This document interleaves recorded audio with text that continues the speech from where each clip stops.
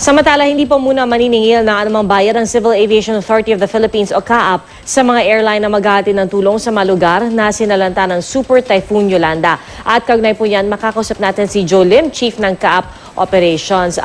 Magandang tanghali po. Magandang tanghali po, Pia.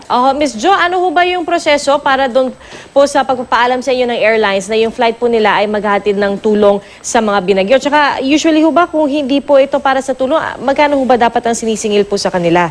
Normally po, ang mga navigational fees and charges po namin will be based on sa type of aircraft, kung anong type ng airport yung lalandingan nila, ganun po.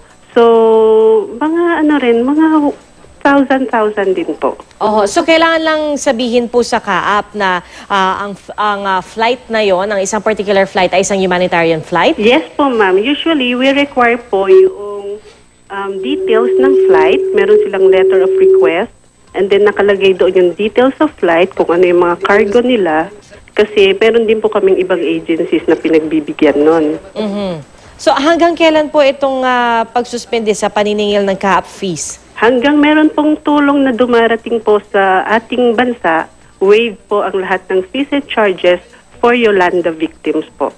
At yung pong mga organisasyon na yung sasakay po ng mga eroplano halimbawa para maghatid ng tulong sa mga binagyo, sila rin ba babawasan ng singil po sa kanila or talagang airline lang naman kasi talaga ang nagbabayad nito? Yes po, ma'am. Sa airlines po kasi yun, ang sa amin po, ma'am, ay lahat po ng fees and charges sa CAAP.